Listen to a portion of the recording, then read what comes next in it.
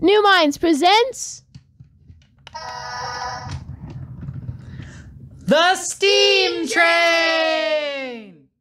Hello everybody and welcome back to The Steam Train, the super awesome NuMinds show where Dorian, Toby, and all sorts of different characters get up to shenanigans and learn a lot along the way.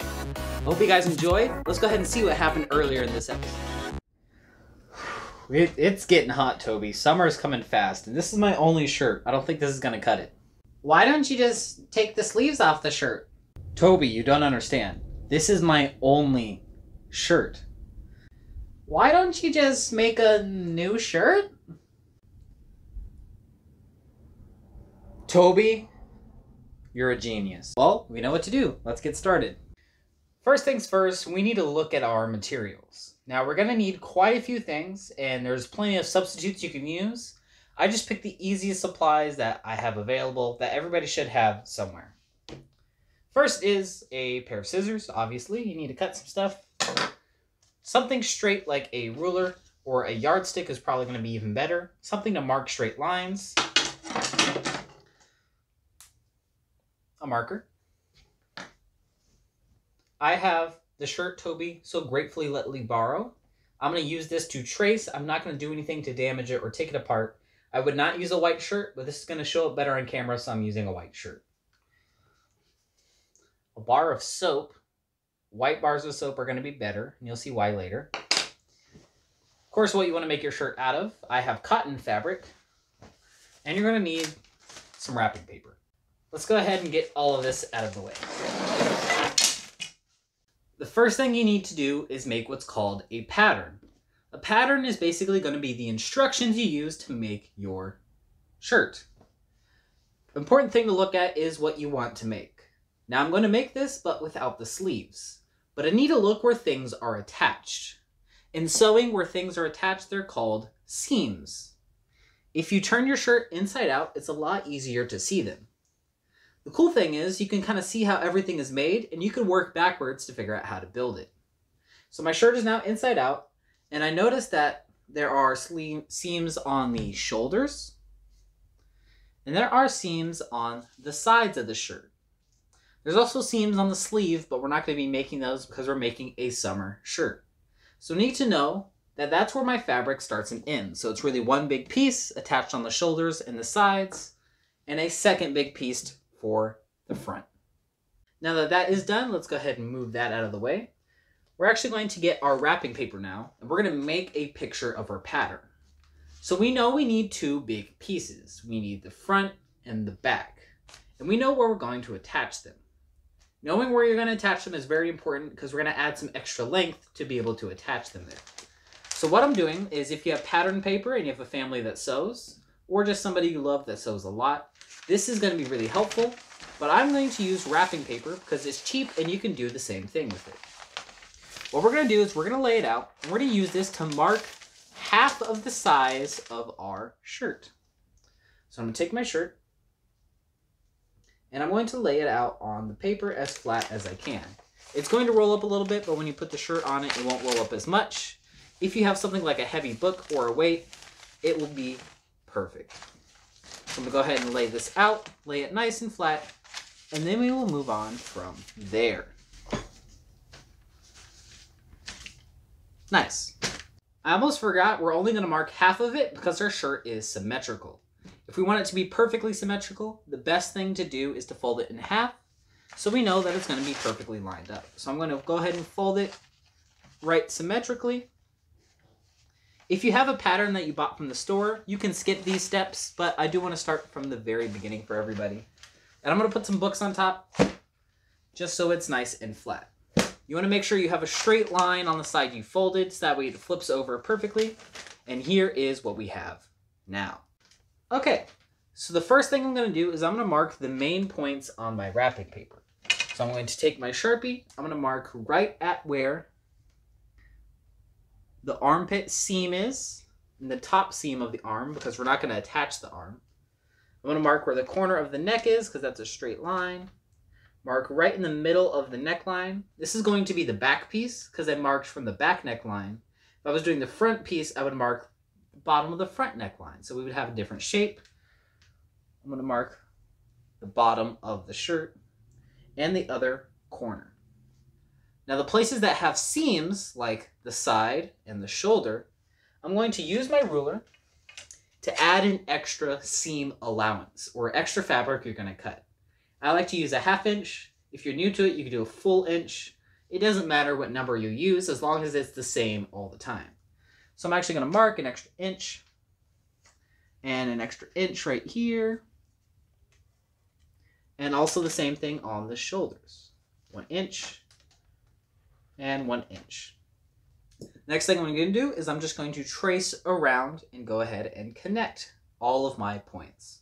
So now that we have that traced, the last thing we need is, I'm going to line this up once again, is we need to actually trace the line and shape of the armhole, because it's going to make a full circle. So I'm actually going to fold it over, and this is going to be a little tough to do, but you can kind of use the seam to help you and fold over a little bit at a time. This is probably the trickiest part. You can kind of draw the same shape, just make sure you follow where the seam is. Now mine's inside out, so if I leave some marks on it, it's okay. It's not the end of the world. If you just want to try your best and just do a circle that connects them, that's fine. But now I have this shape. The next thing, of course, to do is to cut it out. When I cut it out, I'm going to go ahead and just follow along the lines. Don't cut the inside seam line right here. Make sure you cut the outside and just around the whole outline of it. You also want to mark which piece this is. So this is going to be the back, because I did the back neckline. So it is going to roll up a little bit, but once you have your back piece, you only need one. And I went ahead and marked which side was the side I fold, because this is going to be half, of course. So whenever I'm marking it on my fabric, I'm going to trace one side, I'm going to flip it, and then trace the other side. I added some extra lines before I cut it out, just to make sure I was following along. But you're going to go ahead and cut this out. You're also going to make another one for the front line. The only difference is the neckline. You see this one's a little steeper because I marked the other point on the front. Once you have these two, you're actually ready for the next step. You're going to get out your fabric. Now I'm using a dark fabric because it needs to match my current shirt. And to mark on dark fabric, marker 1 isn't going to show up, and 2, it probably won't come off. So that's where I like to use our soap. This is going to be our tool to trace onto our fabric. Anytime you mark with soap, it makes a line, and because it's soap, the second you wash it, it will wash off. A word of advice, you always wash your fabric before you use it, the same way you're going to wash it when you wear it. If you wash your shirt afterwards and you've never washed it, it might shrink and you might get a nasty surprise and your project will be ruined. Make sure you wash it first, but you're going to go ahead and trace your two pieces. So I have my back piece. I'm going to trace this side close to the edge so I don't have any waste. And then I'm going to flip it over and I'm going to trace the other side so it makes one big piece. I'll go ahead and show you mine when it's cut out. So mine, as you can see, it lines up with the fabric, and then I flipped it over and it lines up with the fabric on the other side. I drew little lines to know where the halfway point was, and my cuts they aren't perfect, but that's okay. I did it pretty quick for you guys. Yours might not turn out perfect either. Don't be too hard on yourself, just get through trying. The better you get at it, the nicer it's gonna look. So just take more time, be able to do it over and over again, but today is probably maybe your first project.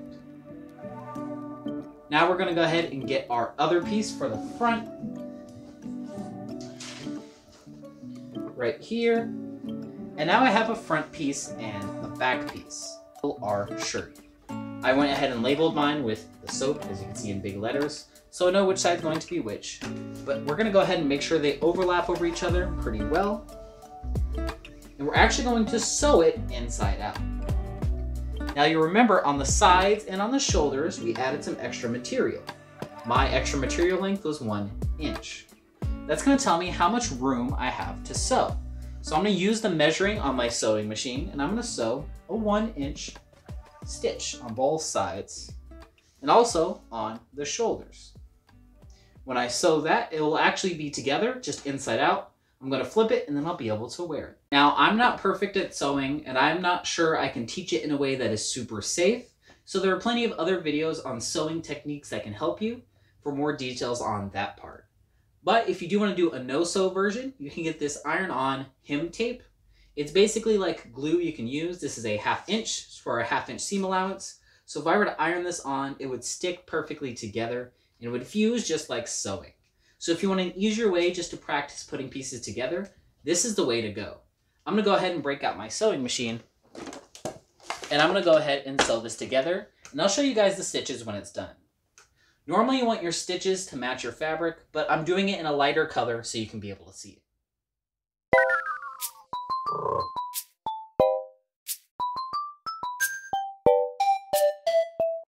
And we're back to our workstation. So I did the stitches in this lighter color so you can see, but I followed the same 1/2 line all the way through. And I did the same on our shoulders, basically where we saw the seams on our original shirt.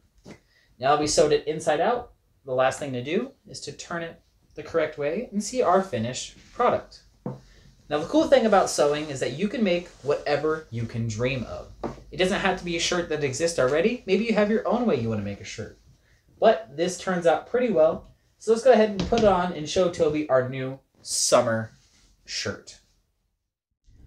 Well, Toby, what do you think? You know, you did a great job. High five. But you know you could have just done this, right?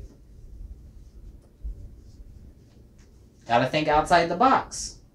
Thank you guys for tuning in with another real inspired learning with NuMinds. And also another amazing episode of the STEAM Train.